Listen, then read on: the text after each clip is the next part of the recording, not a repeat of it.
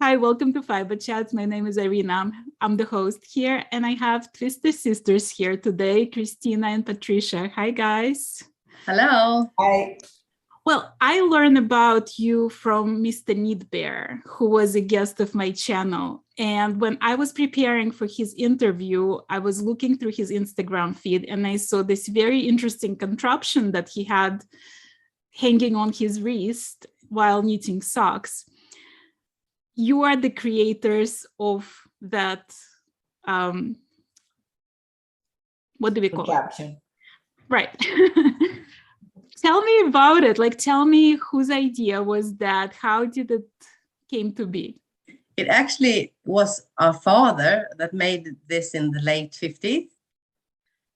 He was working a lot away from home, and we were 3 siblings, and mom had a lot of work to do to keeping us just with clothes, and we had pretty little money, so she needs to knit a lot.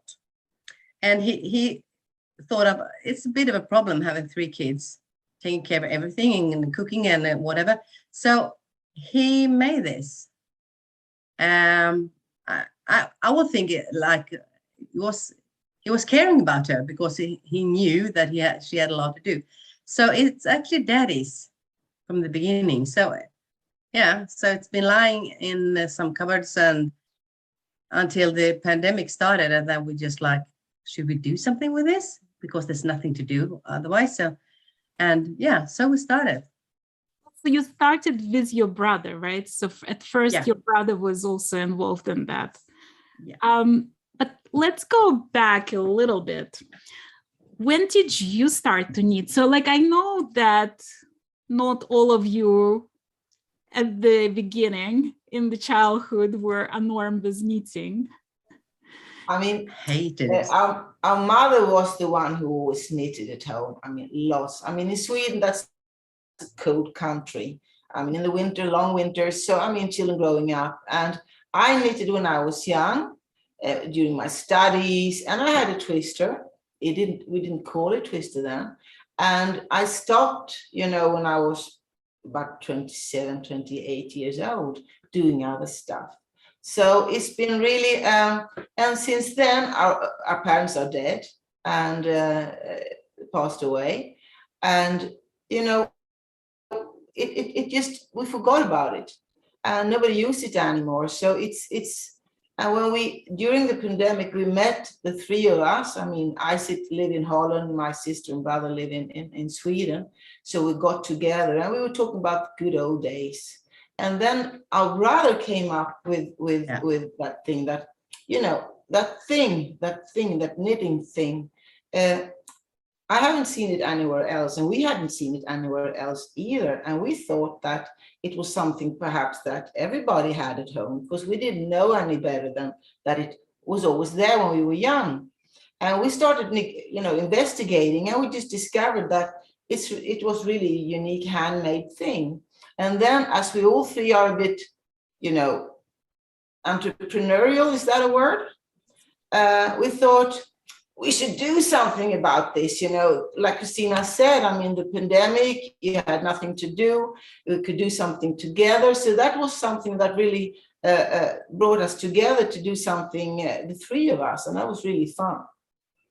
Christina, when you were growing up, you were not into the fiber art. Oh, I was not. That was the only subject that I didn't pass. I hated it. I made this, how do you call, when you take warm plates, one of these. Cloth. Yeah, I made this for my mom, and she looked at it like, what did the cat brought into the house? And I just like, okay, I hated it, and I did it because I had to.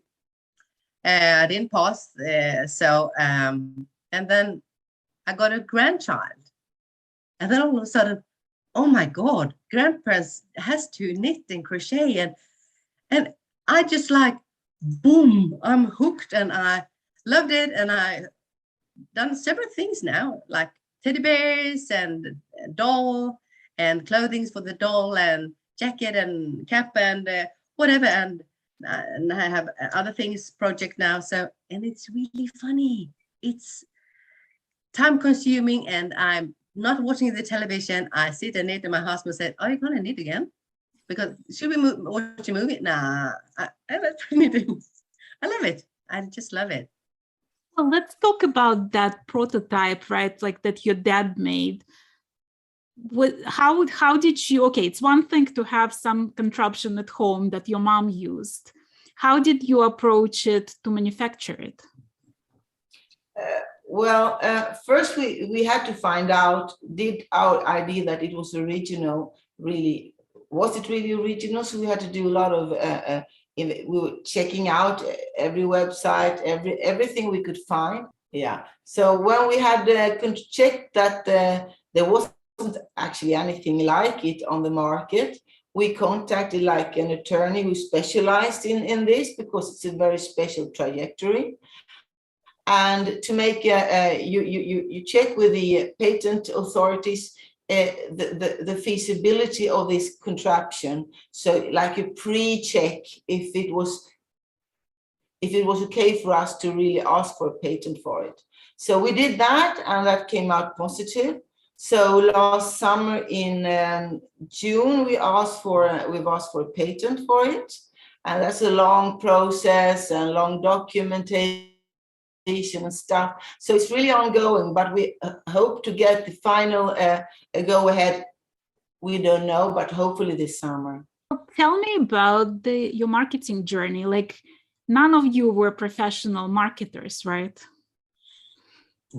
No. Well, yeah. Patricia, you're the brain, so. Yeah, no. But I've been working internationally in selling in my younger days for an Asian company in the book business. So I traveled around Europe and Asia a lot, and using different languages. I can speak various languages. So that was the thing I really did a lot.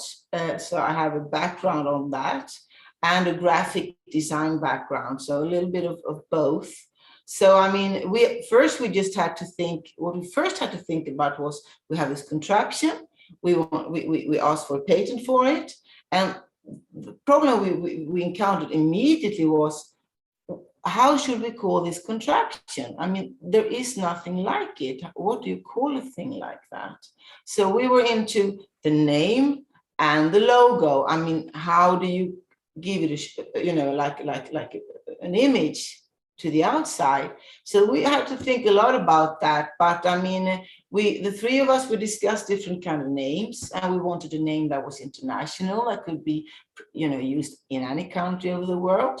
And so we finally we got to Twizzter with 2 sets, also because I'm a graphic designer. So I made the logo, and I was thinking about the shape of the Twizzter. I mean, the wings, I'll put it like this, the wings. So really, so we thought we had to try to combine that.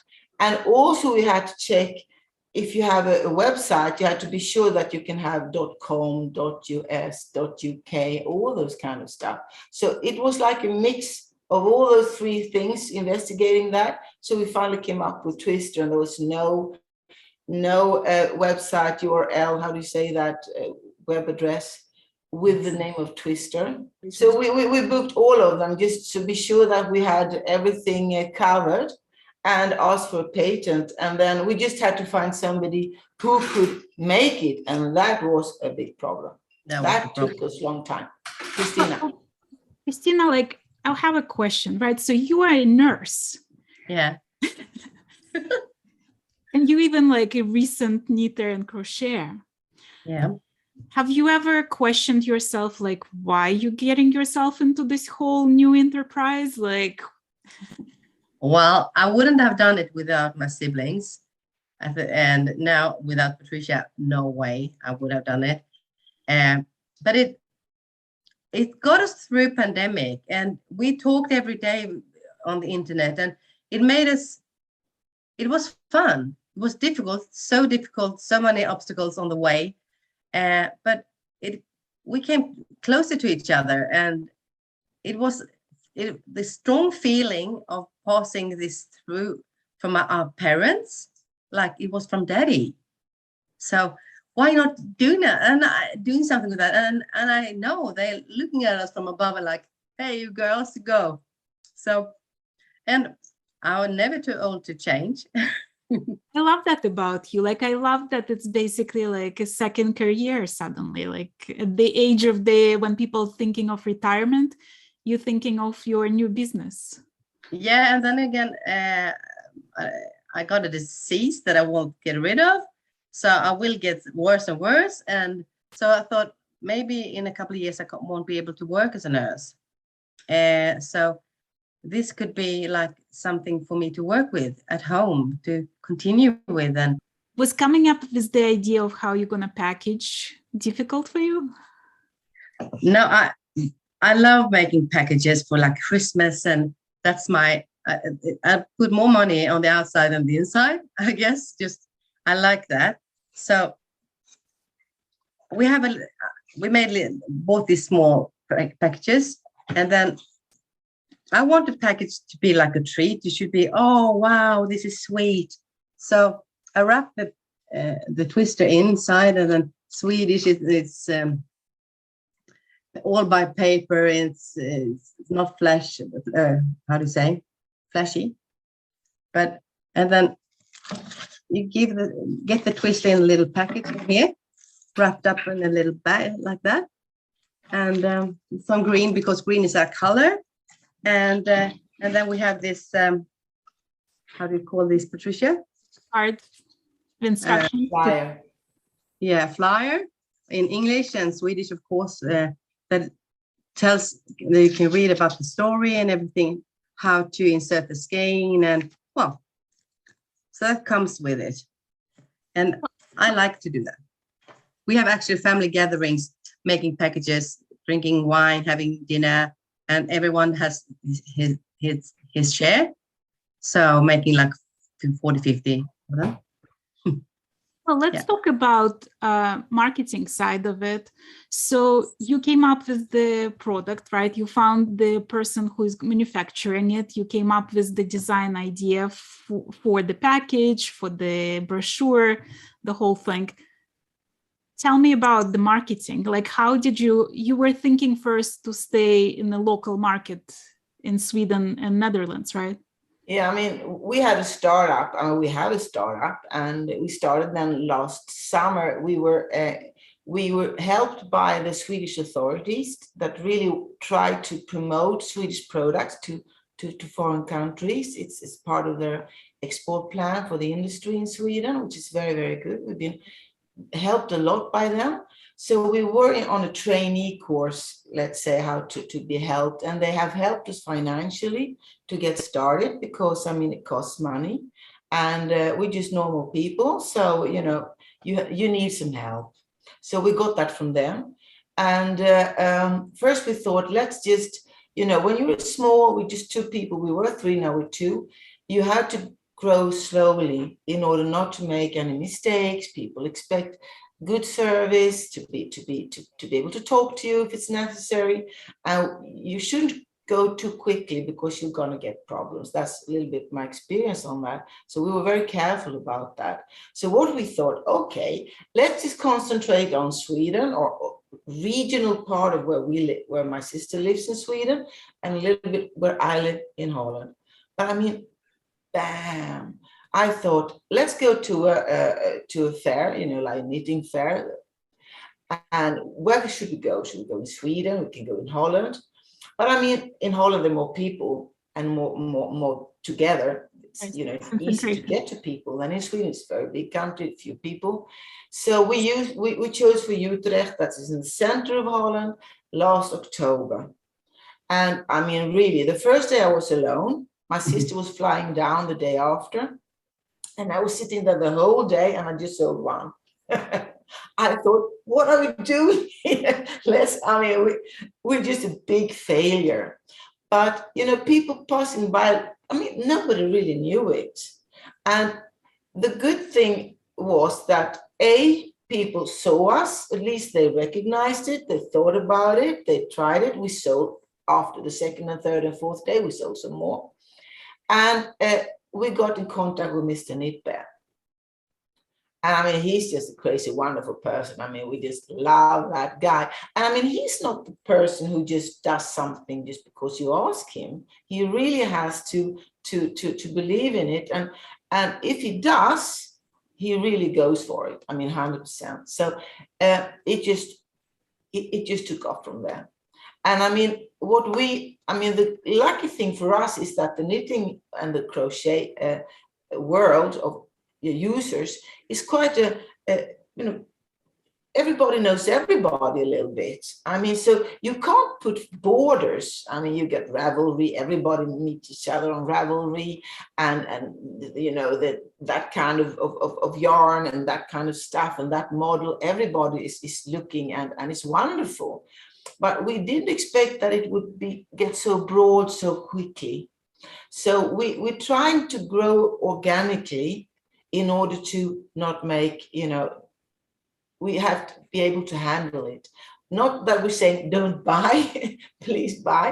But I mean, and the best thing of everything has been really that the people who has bought them all post pictures, all say they love it. So it's so fun and so heartwarming to feel that it really helps people. I mean, there was somebody now from Canada. She sent me this week on Instagram. She said, I never knew it's crazy. I never knew I wanted it. And now I can't, I never thought I needed it. And now I can't live without it. I mean, I'm not going to sell here. We talk about other things, but it was really a fun thing that really tells a lot about that contraction, that twist. Right. You know what was interesting when I was interviewing Wim, Mr. Knitbear. Yeah. So I asked him about that picture. I was like, what is that thing? And he immediately pulled it out and started showing how it works and how he takes it away around with him, like every place he goes. And after that interview, so many people contacted me and were like, how can I buy that? That looks like something I need in my life. So it really spreads like wildfire. Like when people see it, when they see somebody else using it, they're like, oh, that's just genius. Like I need it. That's what makes it so fun to work with it. I mean, it's not a stupid thing. It's really a smart thing. I mean, our daddy was quite smart. And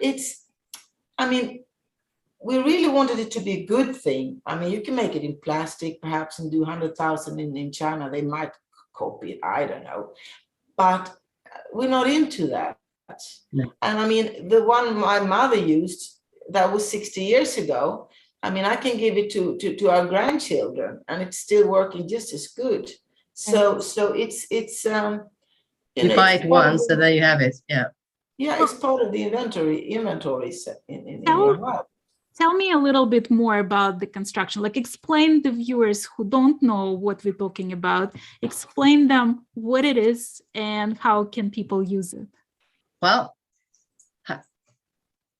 it's made of two parts, like this, one part, and then you stick that to that part. And then you have to have the skein, and you just pull it through so it comes like that.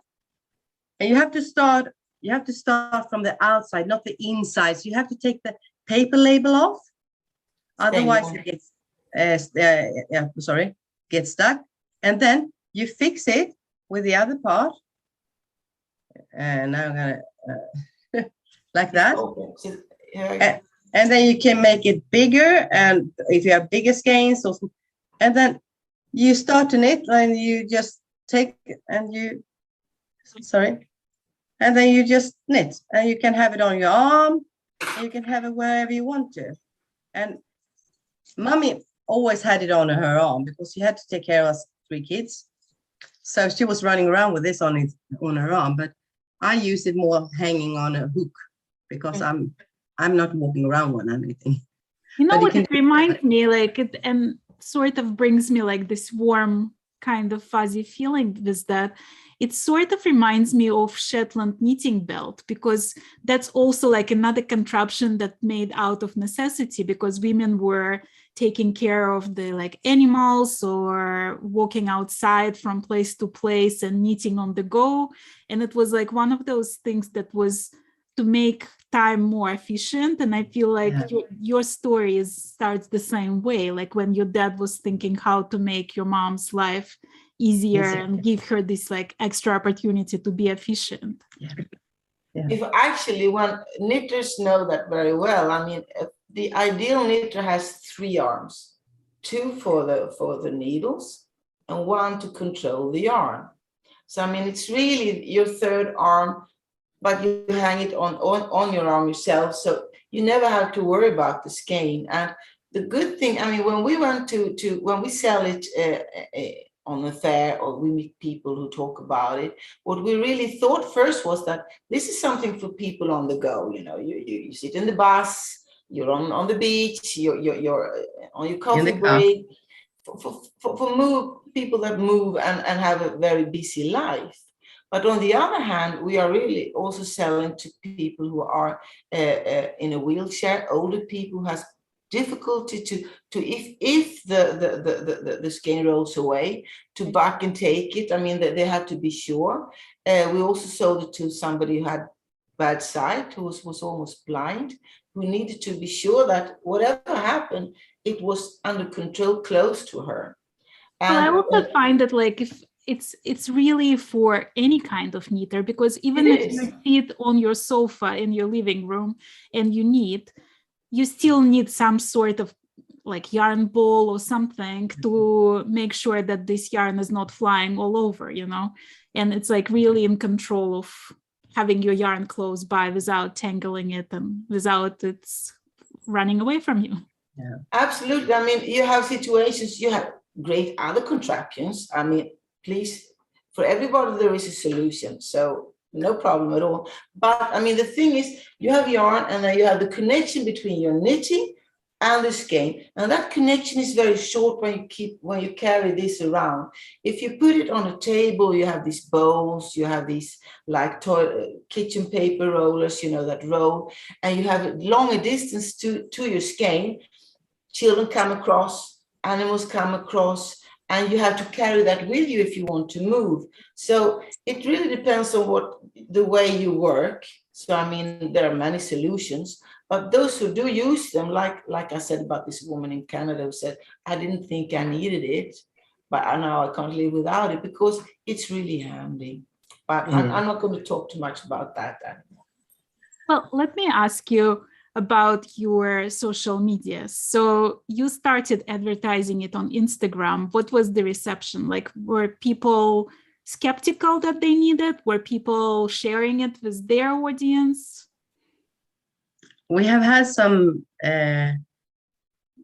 people think it's a bit too expensive, and we can understand that, but it's made like we wanted it to be of stainless steel and for lifetime, for the entire life, or more than that. So we didn't want to make it cheaper in a cheaper way so that it breaks. That's the only thing that we have had against it. Like, it's once in a lifetime you buy it, and of course it does cost with Swedish quality, and some parts are handmade on this. So, but that's the only thing, I guess. Patricia, right? Yeah, I mean, the reaction has been actually overwhelming. I mean, we haven't had advertised almost anything, to tell you the truth. I think we put Mr. Knitbear, I mean, he's everybody sees him.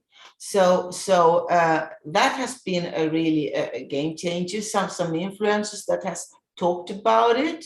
It's really been mouth to mouth. It's really been mouth to mouth. I was at a fair in Holland. When was that? About a month ago, a small knitting fair. I thought, let's go, you know.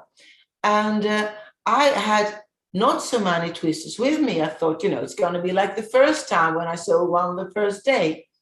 So we started on a Thursday. I was alone because I thought it's going to be easy peasy. Just talk to people, you know, get feedback. It's going to be fun. I was working on a sweater. I thought I'm going to have lots of time to finish my sweater that I was knitting. I didn't have a second.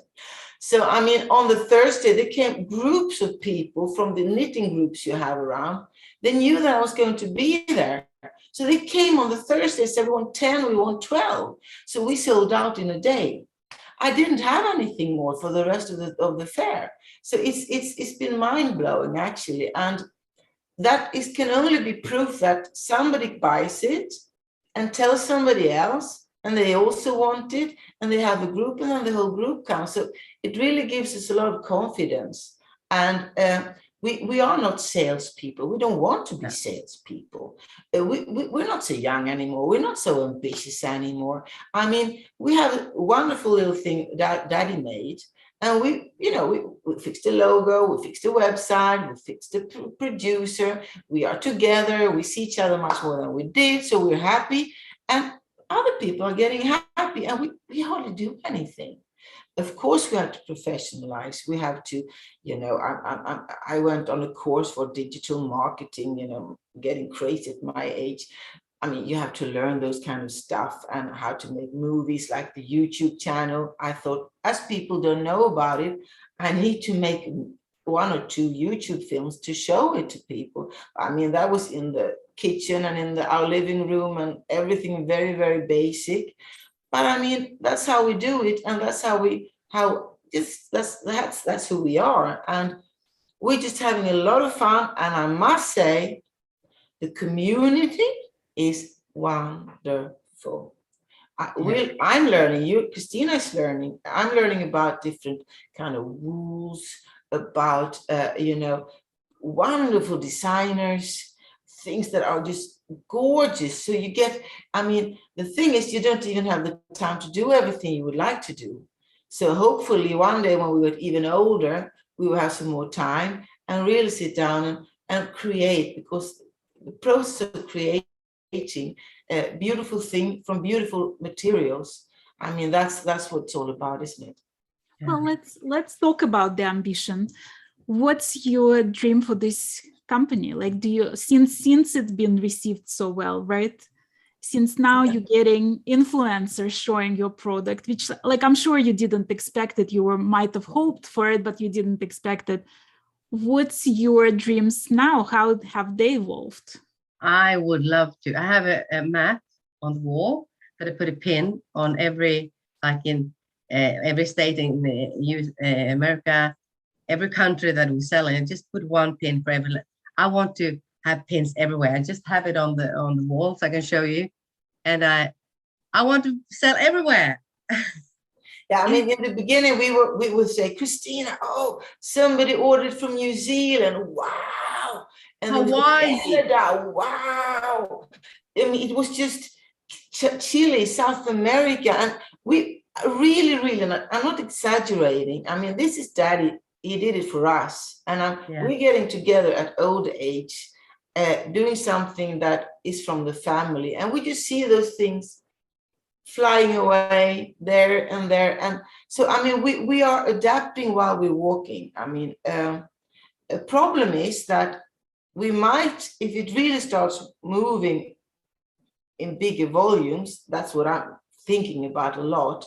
How do we fix this? So, I mean, a thing we're thinking about, at least in my head, is that we will someday need to, cut up the market in pieces, like German market, perhaps the US market in 3-4 pieces, and see in due time, when we have good relationships, if we can, divide it into sections, and that people help us in like a sales organization, like independent sales reps around different parts of the world. But I mean, that's far away from us now, but that is something I think we will need to have to do, because we can't have this big organization by ourselves. Well, no, so do you dream of wholesaling? To tell you the truth, at least I am not. I love this person-to-person reaction, and wholesale would be great, somebody, but then they come in, perhaps, I'm not wanting to scare anybody off, but I mean, then the independence we've got, the personal connection we have with people helping us and buying from us, we would lose that. And I mean, we don't need that. I don't know what Christina says about it. And I mean, perhaps we were 25, 30, 35 years old, and you know that you can do the big bucks. we're not into that. No, I'm turning 60 next year, and I'm not into the big money. I'm into having a good relationship with my sister, having fun, selling with quality, and personal contacts with people. So I'm rather happy with that. I shouldn't maybe say that, but I am. I really am. Yeah. Well, so you know how your brother started calling you Twizztersizzters? So to me, this whole enterprise, it's sort of like creating the worldwide sisterhood, brotherhood community of knitters, like from all different walks of life, different lifestyles, different customs, right? Yeah. Do you see that those customers of yours as part of your family? Twizztersizzters. Yeah. Twizztersizzters. That's. I mean, I think we're all Twizztersizzters, and I mean, we recognize the way we knit. I mean, oh, I do it like this. Yeah, I do it also. And then it's like when you're interested in something and you had some common ground, could be a twister in this case. I mean, you have something to talk about, and then other stuff comes with it. So I mean, it's like you know, like telephone lines going all over the place. So in a way, I have a dream that one day, particularly for Daddy, that if somebody's knitting without a twister, somebody else says, don't you do twister knitting? You know, that is like a common thing. Yeah. Twister knitting. And it might be when we're dead, you know, 50 years from now, I don't know, but it would be a very fun thing because, you know, so let's see what happens. And it's so funny when you see someone post a picture knitting on a plane or in Canada by the lake. Alaska, somebody was in Alaska. Alaska, in Switzerland by the lake and the mountains at the back. And we just thrilled. Oh, that twister knitting. Oh my God. Yeah. So funny. So like, okay, you have children, grandchild. What's their reaction? Like suddenly moms or grandma became like super cool businesswomen. Like how is your family, your friends, your acquaintance reacting to your new business? They think we're crazy, but they think they love it. My sons are really interested in it, and they help out a lot, and it's going to be theirs. They're going to inherit it. Yeah. Okay. Yeah. So it's a family thing, like family dinners and making these packages and talking about how you should do this marketing now. How should we promote it in another way? What do you think about that? Should we create your own twister? Like if you want it in color, how can we do it to pimp your own twister?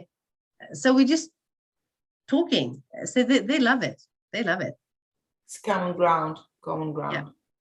I love the fact that it's like a family affair and that you guys all like that's what brought you together closer, that this work. Really? Well, yeah. Let's talk about your life as crafters now. How much time do you have to spend on the business side of it, and how much time do you have for actually knitting? And a lot of my time beside the twister work is getting. I mean, I'm using quite a lot of time to get to learn the trade and to learn what people make. And it's for me, it's more like I do a lot from petite knit, you know, like these classical tees and, you know, silk yarn, which I love. I like basic stuff, but I look at Instagram and Ravelry, and I have to catch up a lot. So I have some beautiful yarn I bought, and I'm thinking, what am I going to do? So I need sometimes, I mean, perhaps half an hour a day, not more, in the evening. But most of it is reaming, fixing. I would like to make my own, you know, how do you make your own size that really fits you? Because do you have to do the calculations? Because I'm quite broad shouldered and big on the upside and small on the downside. So I can't do these top to bottom on the circle needles, because I get a little bit like a pumpkin if I do that. So I'm that's very in at the moment. Everybody do them, And the thing I thought when you almost finish, lots of weight you have to carry the whole stuff with you the last rounds, and if you do it in parts, negative thing, you have to sew it all together. But you can, I think the new fashion now is a little bit more broader on the top and smaller on the downsides, the oversized tops. So I think I'm hoping and I'm looking for models and designers who are going into that kind of style, so that I can, knit that kind of models. So I mean, I'm into learning a lot, and I'm very careful when I start doing something. I don't buy lots of yarn. I want to know exactly what I'm going to make, and I know exactly why I want to have it and the quality I want. I'm learning a lot about yarns, about the process behind yarns, and I mean, there's a lot of bad stuff behind yarns as well. So there's a lot for us to learn. So that's what I mainly do. And Christina, she is. And I'm totally different. I just buy things and oh my God, I gotta do that. I gotta try that, and I can't do it. So I put it away, and then I start another thing, and then I buy like crazy. I have so many projects on the go, and it's so much fun, and I'm a bit active, hyperactive. So I need to calm myself down on the evenings, because I have a bit of a problem with that. So it's really good for me to just sit in the sofa, cuddle up in the sofa, and knit or crochet. And it makes me feel good making something. I never made anything before. I want to ask you something. So I personally started knitting like 5 years ago. Yeah. And my knitting journey sort of reminds me yours, Christina, because my grandma actually taught me when I was like 7 or 8, and I played with it for like a month, and then I came back home from summer vacation that I spent with my grandmother, and my mom was like, why, like, you would never wear it, just go play outside. So that was the end of my knitting until 5 years ago. And now I feel like I wasted half of my life not knitting, so I have to catch up. Do you feel the same way? Do you feel like you have to catch up with like all those years that you haven't knitted? Yes, I do. And like I have this disability, I have Parkinson's disease, so I have to knit when I have in a good period of hours. Right. So I have to try to puzzle that hours in, and I just like some nights I want to crochet and my hands are not working. And that makes me so angry. And then I tried another thing. And so it might be that I have a problem with myself. So I have to try to crochet at other times. So that's why I think then maybe in the future, when I'm not working, I can crochet on the mornings or in the middle of the night, or whenever I feel like I can handle the projects. So, but I have missed out so much time watching television. It's so damn boring. You should crochet on it instead. Well, yeah, and also, I mean, with yarn and colors and models, you can actually create whatever you want to create. I mean, that's if you start thinking about it, it's mind-blowing, and that's almost intimidating, because where do you start? I mean, you want to do so many things. There's so many beautiful things around, and the possibilities are endless. When I talk to people who live with chronic disease, they often mention how it sort of like allows them to forget about the illness and to like move to some different world of dreams, if you wish. It's like where they don't have to think about like what's wrong, and they can think about creative side, and they can dream about the future and dream about colors and all that stuff. Do you find that true for yourself, Christina? I do, because like I love to be active. I've been so active when I was younger. I played golf a lot and danced, and now I can't do that. So I have filled my hours with something that I can make, that I have control over. So I feel so much better that I still sing. It hasn't affected my voice, but otherwise I'm home a lot. My husband, he's a grandpa, so he doesn't want to be with me all the time, so he plays golf. And then when I sit by myself, I find like, oh my, he's leaving now. And then I cuddle up on the sofa, make some coffee or tea, and then I just feel at ease, peace, wonderful, as good as I can. And I think also when you knit or you create or crochet, I mean, you use your senses into the silent focus you need. But I like to listen to music at the same time, because we're living in such a stressful world that, you know, we have to be very visually and active, visual and active. But then you go into, you know, like a lower flow inside, and then you're also more receptive to your own thoughts, but also to music, or many have podcasts. I don't even start using that. I'm very old-fashioned, but I think that could be marvelous. Because when you sit in the car and you listen to the radio news or whatever people think and thoughts and wise people talking, it's wonderful, even if it's not music. But I mean, so you get so multisensorial meditation, and it brings you to a happy place. It does. Well, do you think this contraption that you're manufacturing now, do you think it was like by design of your dad? Do you think he thought about it, that it one day might bring you all so close together and create this wonderful business for the whole family to continue his legacy? Oh, Daddy, I mean, really, I don't think so. Our father was a very soft, sweet, thinking, meditative father. His big dream when he was going to die was to go up in the north of Sweden and lay down on close to a big tree and listen to the wolves, and then he would sleep. You know, he was a very nature person. So I mean, this contraption was because it takes so much time to think and to ponder. He was a wonderful drawer. He could and a wonderful writer, so he could use words, he could use his pen, he could, when we have a place in Spain, and he designed the how to say the iron bars for the windows, a beautiful simple design. It's really it was really, he had so many skills, and he didn't do anything with them.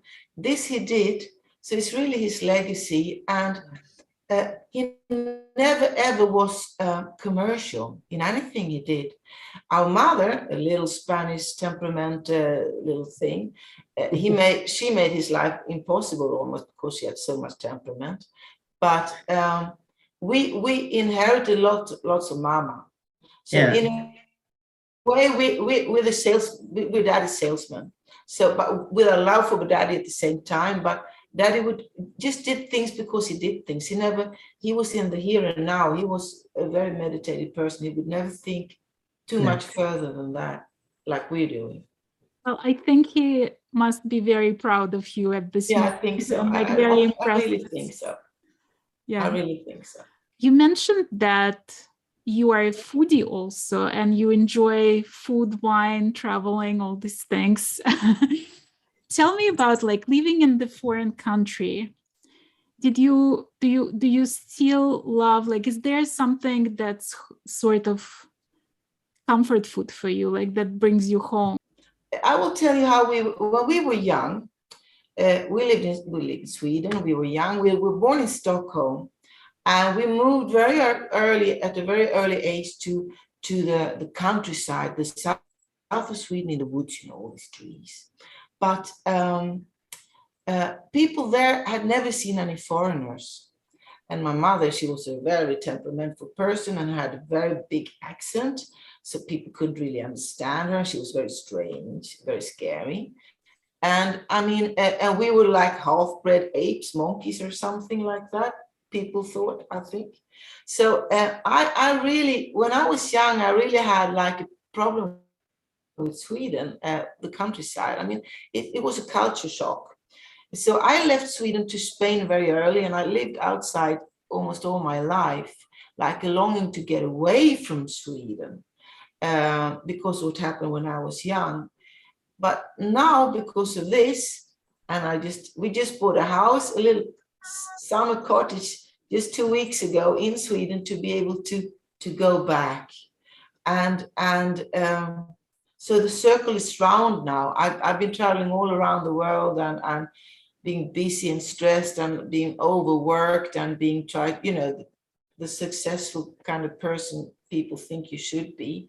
And that was terrible. And now we're going, we're using the international background we have, the Spanish blood with the Swedish blood, and I'm living in Holland. And I think Holland is a wonderful country because it's a perfect mixture between both of those things. And so I feel happy anywhere. I think I could live anywhere, but I'm really happy that I'm going back to Sweden, closer to my sister, closer to my brother, and to where I come from, finally. Well, I mean, do you think that experience growing up with mother who wasn't Swedish, right, made you more accepting of other people? Because you mentioned to me that when you started Instagram, you saw some account that you wanted to advertise on your Instagram, and that wasn't received very well. Like, are you out there for the underdog? Are you out there to support all the people who might feel out of place? Absolutely. There's something we really want to work, but I mean, we all live in this globe. I would like that we had all an international world passport, something like that. I mean, borders are bad things. Border makes people have a certain way of thinking, like we and them. I hate that we and them thing. And the same with the gay community. You have this letters combination. And I mentioned that I saw this designer. I think he's from America. I don't know where it comes from. The crochet stuff. Sexy guys, crazy. Happy, out of the box. Absolutely. But it was wonderful to see people really being able to be true to themselves in fully. I really admire that, and I applaud it, because and I think most of the problem we have is that we're afraid to be ourselves. Because if we are ourselves, we're not afraid of anybody. We can let everybody else be like they are. So that international thinking, not only international, but also that we have different political views. It's different religions, colors, whatever. It's going to take generations, but I hope with internet and that the world is getting so small, like now with the knitting and crochet, how do you say, society or community. You notice that there are no borders. I mean, because of this, you really see that the borders are just crumbling down. And I hope we're not there yet, or far from it. But well, I feel like you're doing your job, breaking those borders and crumbling those borders and bringing the community together with this little contraption of yours, because it's funny to me how knitting, it's almost like another language. Like, you can show your knitting to somebody who doesn't speak your language and they'll get it. They're like, I was interviewing Elizabeth Lovick, and she told me this story that she was in Ukraine, and there was this mother and daughter selling some knitwear to the, she was on the cruise, and like when they disembarked the boat, there was this mother and daughter, and they were selling their knitwear. And she was showing them something, how she needed, they didn't have a word in common. And they totally understood each other. They showed her how they spin yarn, and she showed them how she knits, and there was complete and total understanding. And I love that story. And I feel like the Twizzter also does that, because regardless of how you knit, what kind of lifestyle you live, where you are, you can use it. It's something that universally can be used. It's like love. Yeah, love doesn't need language. I mean, everyone knows that. So it's our love story, I think. And it makes connection. I mean, if we feel connected with other beings, no matter what the thing is that make us feeling connected can be knitting, it can be, I mean, even the guy for us who makes the twister pinner, you know, we needed a contraption for yarn that you have in a ball to put it on a twister. So we found a guy who makes furniture in Sweden, a little place. He does it in his backyard. And so I got befriended with him. I was friends with him on Facebook and Instagram, and he has lots of friends in the furniture making business. And then you see that kind of environment of people working with wood quality, and they visit each other, they inspire each other. I mean, you have to have something to connect. You shouldn't look for something that is different. You should look for something that connects you, and then the rest comes by itself, actually. Well, how can people buy Twister for themselves? Like if they saw this program and they liked what you were selling, how can they order it? Christina? Through our web homepage, how to say? Website? Website? Yeah, website. So it's just www.twister.com. And then you find us. There we are. Twister with 2 sets, like you see the logo behind, 2 sets. That's the... Well, we're gonna put the links to your website, your Instagram, so they can find you and they can order one for themselves. Great. Thank you so much. Thank you both so much for being my guest today. I really loved getting to know you, and I love your story, and I'm sure your parents are very proud of you right now. Thank you, Irina. Thank you so much. We're very thankful for you, Irina, that we were able to be here. Lots of love from us. Thank you. Thank you.